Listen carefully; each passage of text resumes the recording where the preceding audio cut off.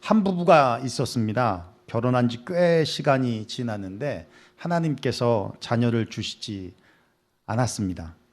그러나 조급해하지 않고 한결같이 기도하며 또 충성스럽게 또 신실하게 섬김과 봉사를 하며 많은 성도들에게 칭찬과 본이 되는 신앙생활을 했습니다. 그렇게 15년이 흘렀고 16년째가 되던 해 하나님께서 은혜를 베풀어 주셔서 기적과 같이 귀한 자녀를 잉태하게 되었습니다. 얼마나 기뻤는지 잘 키울 생각에 미리미리 필요한 것들을 다 준비하고 하루하루 아주 행복하게 태어날 아이를 기다리고 있었습니다. 그리고 드디어 기다리던 출산일이 되었고 산부인과에서 자연분만으로 아이를 출산했는데 간호사가 아이를 얼른 안 보여주는 거죠. 그래서 엄마가 아이를 빨리 보여달라고 하니까 간호사가 아이를 데려왔습니다. 그랬더니 사내 아이, 남자아이였는데 기영아였던 거예요. 그것도 흉측하게 볼 수 없는 그런 기영아의 모습이었습니다.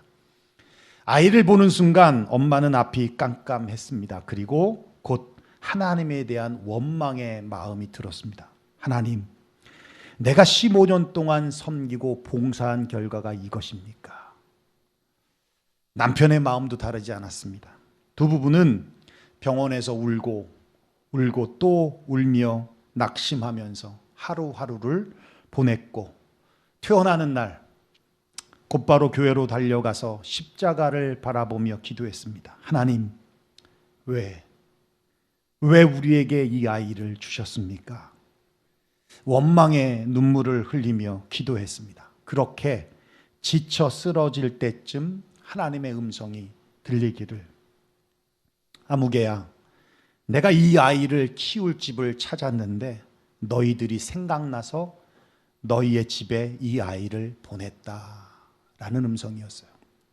그 음성을 듣는 순간 원망의 눈물이 회개의 눈물로 바뀌고 낙심했던 마음에 한 줄기 소망의 빛이 들어오면서 아이를 키울 힘이 자라나게 되었습니다. 그래서 아픔을 안고 살아가지만 그 아이를 인하여 하나님의 사랑을 더 깊이 많이 깨닫게 되었다고 고백하고, 그리고 그 아이가 우리에게는 큰 축복이라고 고백을 합니다. 그러면서 더 열심히 주님을 섬기며 하나님이 주신 아이를 하나님의 주권을 인정하면서 키우고 있다라고 고백을 해요. 이 간증을 들으면서 그런 생각을 했습니다. 그 부부의 16년 동안 변함없이 섬기고 봉사했던 믿음의 생활이 결코 헛된 것이 아니구나.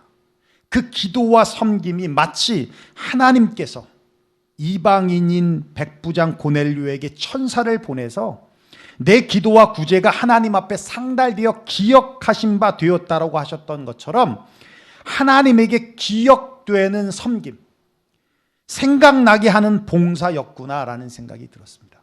그렇습니다. 우리 하나님은 주를 위해 남몰래 흘린 눈물과 남몰래 흘린 땀을 기억하시는 분이십니다. 사람들은 몰라도 하나님은 아십니다.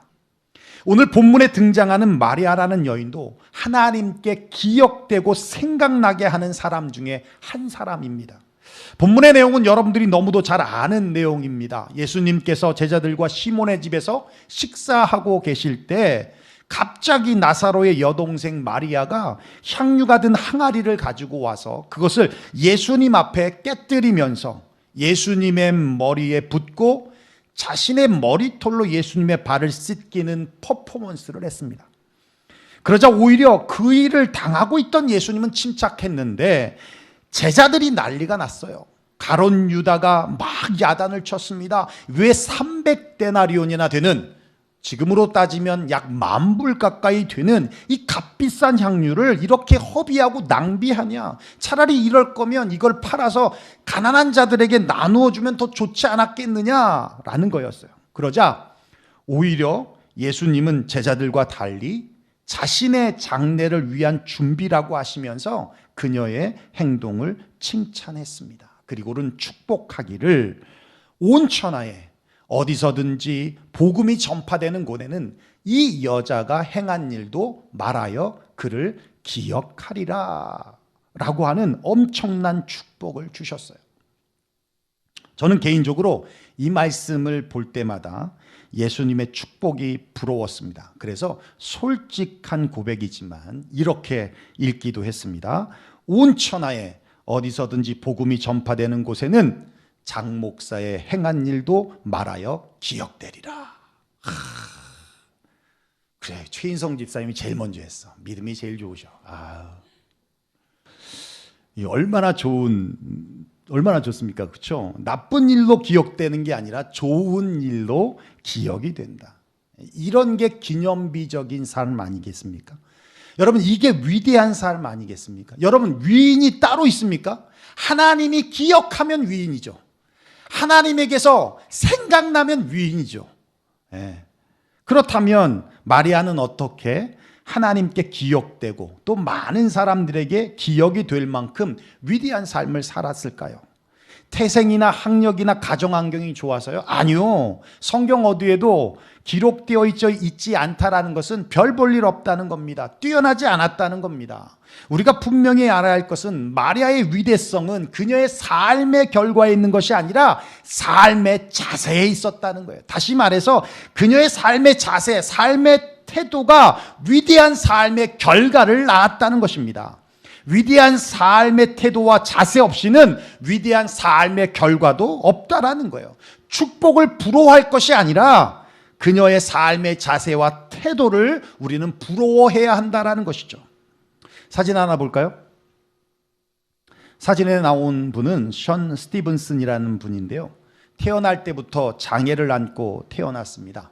희귀 질환인 고령성 부전증이라고 하는데요. 여러분 처음 들으시죠? 뼈가 약해서 쉽게 부러지는 병이에요. 그래서 키가 90cm, 몸무게가 25kg. 평생 휠체어에 의지하며 살아야 됐습니다. 지금은 고인이 되셨어요. 지난 2019년에 40세의 나이로 돌아가셨는데 사는 동안 무려 200번이 넘는 골절과 수술의 고통을 견뎌내면서 살았습니다. 누가 봐도 불행하고 불쌍한 삶 같이 보이지만 이분은 스타 강사예요. 전 세계를 다니면서 강의하고요. 또 상담가이셨습니다. 그러면서 희망의 메시지를 전하는 아주 위대한 인생을 살았습니다. 그가 생전에 했던 인터뷰에서 이렇게 말해요. 할 수 없는 것보다 할 수 있는 것에 집중하라. 부모의 가르침이라고 하는데요. 이 부모의 가르침이 자신을 이 자리에 설 수 있게 만들었다고. 장애는 평생 도전 과제였지만 오히려 그것이 나를 강하게 만들었다고. 누구나 위대한 인생을 살아갈 수 있다는 것을 자신은 많은 사람들에게 알려주고 싶다라고 그렇게 고백을 했습니다. 그렇습니다. 여러분, 위대한 인생은 특별한 재능을 가진 자만의 전유물이 아닙니다. 다시 말해서 션 스티븐슨을 보았지만 어떻게 태어나느냐에 있는 게 아니라 어떻게 살아가느냐, 어떤 삶의 자세와 어떤 삶의 태도를 가지고 살아가느냐에 따라 삶의 결과, 위대한 삶의 결과가 나타난다라는 얘기입니다. 벌써 캠프도 5주차가 지나서 이제 3주가 남았습니다. 저는 개인적으로 매일매일 즐겁습니다. 아이들하고 놀아서 너무 즐겁고 우리 아이들이 너무너무 이쁩니다. 그리고 점심을 하루도 거르지 않고 먹으니까 살이 디릭디릭 쪄가면서 아주 좋습니다. 지난 금요일 필드 트립으로 수영장을 갔다 오는데 6살 로이라는 친구가 옆에 있는 제이든에게 그렇게 말을 해요. 나 오늘 학원 간다 그래요. 그래서 언제 그랬더니 이거 끝나면, 캠프 끝나면 3시에 끝났는데 끝나면 학원 간다는 거예요. 그래서 제이든이 그래요. 어떤 학원? 그랬더니 잉글리시. 그래요. 잉글리시. 그랬더니 제이든이 그래요. 난 학원 안 간다. 우리 엄마는 학원 안 보내줘. 그러자 로이가 이렇게 말합니다. 학원 가야지 훌륭한 사람이 돼. 학원 가야 돼. 삶의 자세가 되어 있어요. 그래서 제가 그랬습니다. 그래, 로이 말도 맞아. 학원 가면 훌륭한 사람이 될 수 있어. 그런데 제이든 학원 안 가도 예수님 잘 믿으면 훌륭한 사람 될 수 있어. 아빠는 학원 안 가는데 훌륭한 사람 됐잖아. 그랬더니 제이든이 뭐라고 물어보냐, 우리 아빠 훌륭한 사람이에요? 그러더라고요. 그래서 제가 그랬어요. 그럼 제이든 아빠는 얼마나 훌륭한 사람인데. 내가 그랬더니 아, 그렇구나. 여러분, 어떻게 태어나고 어떤 환경에서 자라는 것이 중요한 것이 아니라 어떤 삶의 태도와 삶의 자세를 가지고 있느냐, 그것이 위대한 삶의 결과를 가져온다라는 겁니다. 그렇다면 마리아는 어떤 위대한 삶의 자세가 있었느냐, 두 가지만 말씀드리겠습니다. 첫째는 예수님에 대한 분명한 확신이었어요. 그녀의 행동이 예수님께서 십자가에 죽으실 것을 알고 예수님 말씀처럼 장례를 준비하는 마음으로 했는지는 모르겠습니다. 그러나 분명한 것은 예수님이 하나님의 아들, 즉 기다리던 메시아라는 사실에 대한 분명한 확신이 있었다라는 거예요. 그 향유는 자신의 오라버니인 나사로의 죽음 때에도 사용하지 않았던 것입니다. 어쩌면 자신의 죽음에 사용하기 위해 준비해 놓은 것일 수도 있습니다. 그러나 그것을 예수님께 부었습니다. 올인했습니다. 자신을 구원해 주실 메시아임을 분명히 확신하고 있었기 때문이었습니다. 예수님께서 마리아에 대하여 이렇게 말씀하세요. 그는 힘을 다하여 내 몸에 향유를 부어 내 장례를 미리 준비하였느니라. 힘을 다했다. 예수님께 올인했다라는 거예요. 그분이 우리를 구원하실 메시아라는 사실을 알았기 때문에, 확신했기 때문에 그의 삶의 자세가 위대한 삶을 낳았다라는 겁니다. 여러분, 과학이 발달하고 문명이 발전했지만 우리는 점점 더 불확실한 시대를 살아가고 있습니다. 여러분, 날씨만 봐도 그렇죠. 아무리 인공위성으로 보고 레이더로 측정해도 또 슈퍼컴퓨터로 계산을 해도 이틀 전까지만 해도 비가 온다고 했는데 막상 당일에 되어보면 비가 안 옵니다. 여러분, 이번 주는, 지난주는 목, 금, 토 주일 다 비 오는 거로 되어 있는데 한 번도 오지 않았습니다. 한 번도 오지 않았어요. 경제 전문가들도 경제가 어떻게 돌아갈지 예측하지 못합니다. 그래서 세상은 점점 더 확신을 따라 살아가는 것이 아니라 확률을 따라 살아가고 있어요. 도박은 확률의 게임입니다. 사업도 성공의 확신을 가지고 시작하는 게 아니라 성공률이 높고 실패율이 낮으면 시작합니다. 잘 될지 안 될지를 알 수 없지만 통계를 보고 확률을 생각해서 선택한다라는 거예요. 도박과 같이 확률의 인생을 걸어가며 살아간다는 겁니다. 세상은 불안합니다. 높은 성공률을 가지고 있지만 역시 실패율도 있기 때문에 그렇습니다. 그래서 사람들은 모든 것에 대해 불안함을 느낍니다.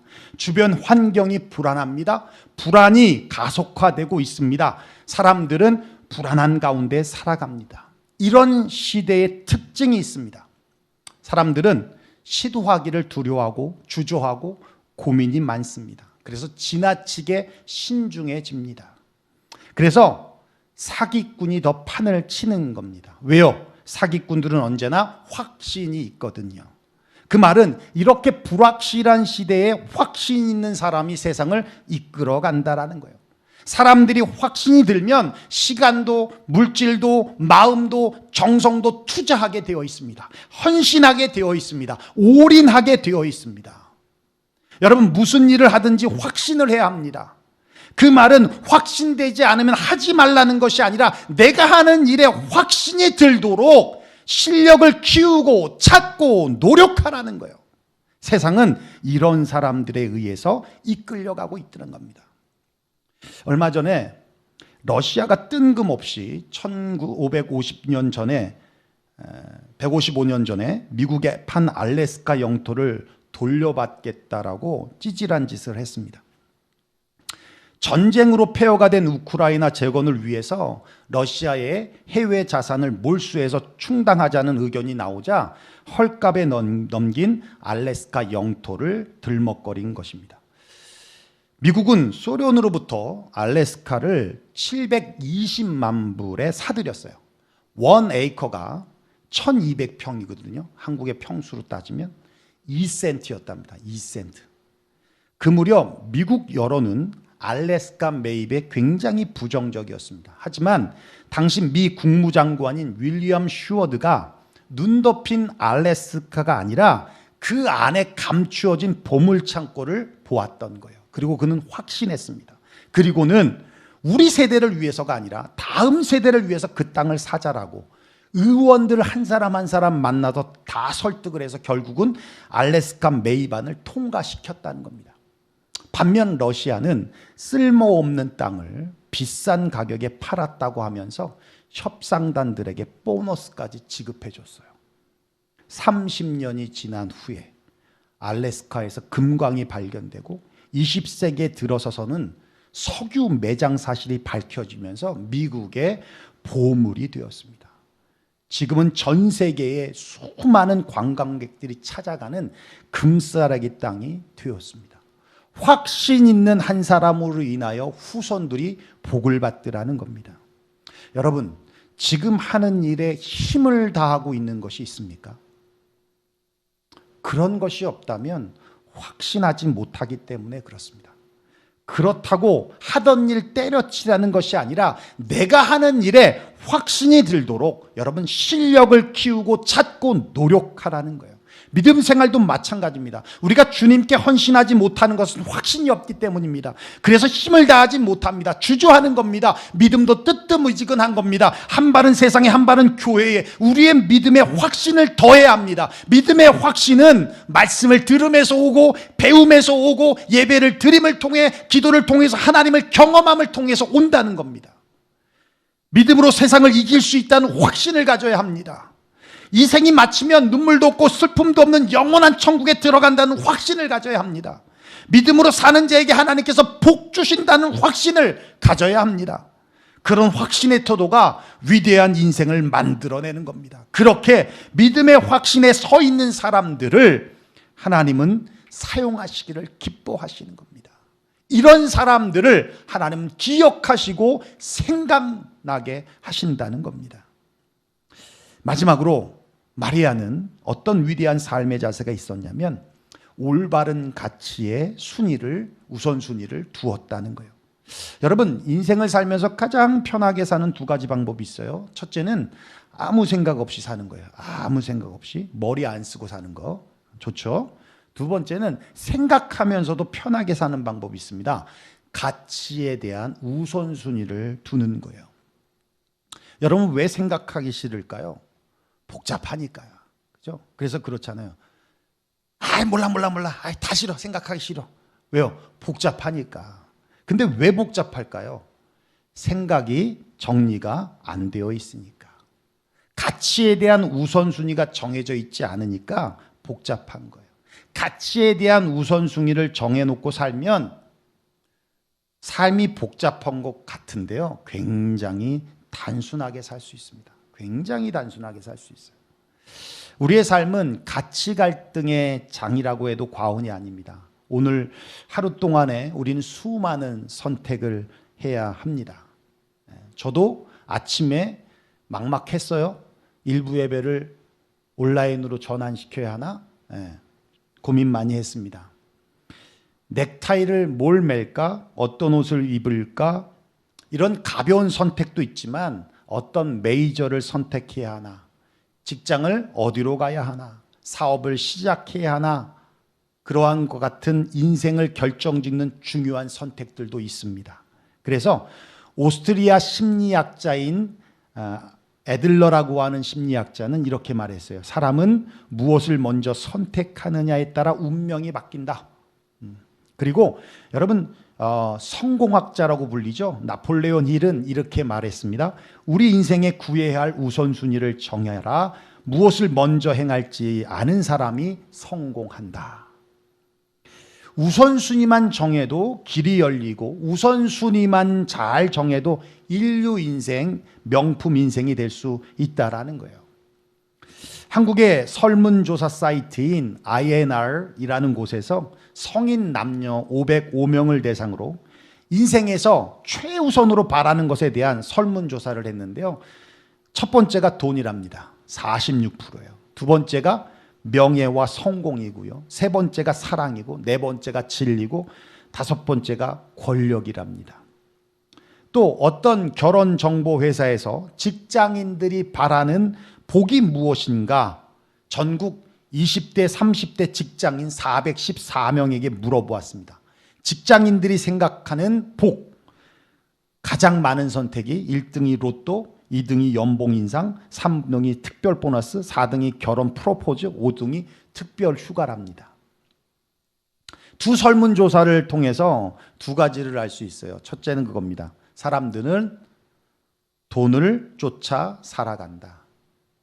돈에 우선의 가치를 둔다는 겁니다. 둘째는 돈을 좋아하는 이면에는 언제나 자기를 위한다는 극단적인 에고이즘, 이기심이 있더라는 거예요. 이기심이. 자기를 위해 돈을 쫓다 보니 가정도 버리고 자녀도 버리고 남편도 버리고 친구도 버리고 부모도 버리더라는 거예요. 가족을 위해 돈을 번다고 해서 벌기 시작했지만 나중에는 가족이 아니더라는 것이지. 가슴 아픈 현실입니다. 성경은 철저히 자기를 부인하라고 말씀하고 있어요. 자기가 살아있으면 예수님은 손님이 됩니다. 손님이 할 수 있는 것은 아무것도 없어요. 손님이 냉장고 열 수 있어요? 냉장고 못 엽니다. 누구네 집 갔는데 냉장고를 확 열어본다. 이거는 예의가 없는 거예요. 그죠? 손님은 냉장고도 못 열어봅니다. 그런데요, 내가 죽으면 예수님은 주님이 되고 나는 제자가 되는 겁니다. 그러면 주님이 우리를 이끌고 인도하시는 거예요. 예수님께 우리의 모든 우선순위의 가치를 두어야 한다는 겁니다. 몽골을 섬기는 선교사님의 간증을 들은 적이 있는데요. 한 번은 수련회를 하는데 저녁 집회 때 정말 하나님의 임재를 강하게 느꼈답니다. 모든 참가자들이 하나님의 임재 가운데 눈물을 흘리고 회개하고 그러던 중에 찬양 인도하시는 인도자분이 하나님께서 마음을 주셨다는 거예요. 그러면서 지금 가장 소중한 것을 하나님께 드리라는 마음이었습니다. 그러면서 지금 가지고 있는 것을 찬양상 위에 올려놓자라고 하는 제안을 했습니다. 그러자 한 분씩 한 분씩 나오면서 정말 소중한 것을 찬양대상 위에 올려놓았습니다. 어떤 분은 돈을 올려놓기도 하고요. 반지를 빼서 올려놓기도 하고요. 목걸이를 빼서 올려놓기도 하고요. 어떤 분들은 지갑 안에 있는 가족 사진을 올려놓기도 하고요. 그리고 아무것도 없는 분들은 쪽지에다가 자신의 생명이라고 기록하며 올려놓기도 했습니다. 그렇게 엄숙하게 굉장히 경건한 가운데 진행되고 있는데 뒤에서 나사 푸는 소리가 나더라는 거예요. 그리고는 잠시 뒤에 한 분이 한 발로 총총총총 뛰어오면서 자신의 의족을 그 찬양대상 위에 올려놓더라는 겁니다. 군에서 쥐레를 밟아서 한쪽 발목을 잃었던 분이었습니다. 그분에게 의족이 무엇입니까? 감추고 싶은 과거입니다. 장애자라고 하는 불구하고 장애자라는 것에 불구하고 아주 부끄러운 수치심입니다. 뿐만 아니라 불편해도 휠체어나 목발에 도움 없이 다른 사람의 도움 없이 움직일 수 있는 소중한 도구이기도 합니다. 근데 그것을 드리는 거예요. 돈으로 계산할 수 없는 것입니다. 자신을 부인할 때 가능한 헌신이었습니다. 그 중심에 주님을 모실 때 가능했던 헌신이었습니다. 마리아가 자기를 위하여 돈을 쫓았다면 결코 향유 옥합을 깨뜨려서 주님 앞에 드릴 수 없었습니다. 마리아는 그 비싼 향유보다 예수님을 최고의 가치로 놓았다라는 거예요. 그리고 그 가치 아래 모든 우선순위를 정했습니다. 어쩌면 마리아에게 있어서 향유는 단순히 만불의 가치가 아닐 수 있습니다. 의족과 같이 소중한 그 무엇일 수 있다라는 것입니다. 제자들은 300데나리온이라는 가치를 두고 마리아를 야단쳤지만 예수님은 돈으로 측정할 수 없는 그녀의 헌신에 축복해 주셨다라는 거예요. 위대한 인생은 타고나는 것이 아니라 만들어지는 것입니다.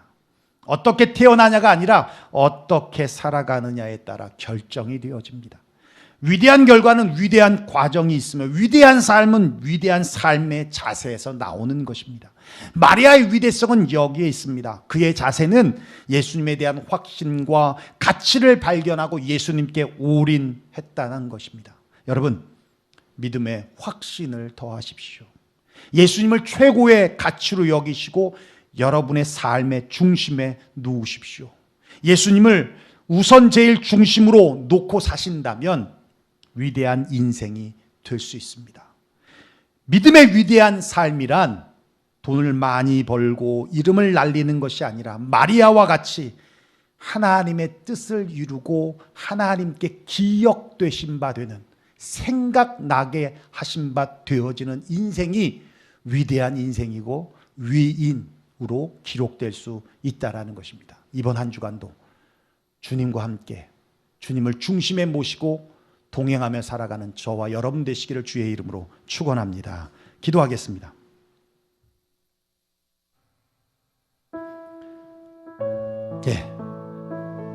오늘 말씀 들은 대로 우리 함께 기도했으면 좋겠습니다.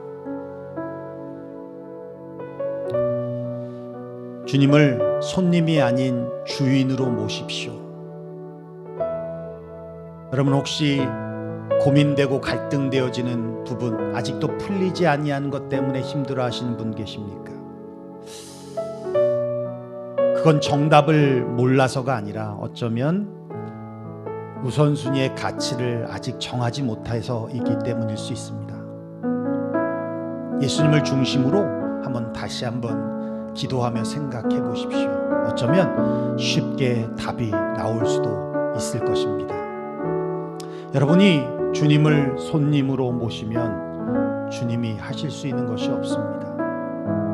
근데 주님을 주인으로 모시고 주님의 제자가 되면 주님이 우리 집에 들어오셔서 냉장고 문을 여시고 주님이 친히 부족함을 채워주실 겁니다.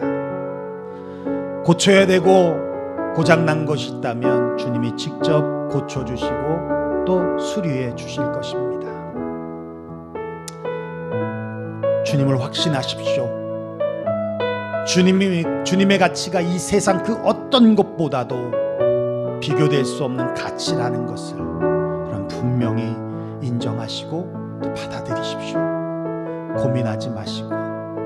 그래서 주님의 축복이, 마리아가 받은 그 축복 이상의 축복이 우리의 삶에 펼쳐질 수 있기를 원합니다. 우리 시간 말씀 들은 대로 우리 함께 기도하며 나아가겠습니다. 기도하겠습니다. 고마우신 우리 아버지 하나님,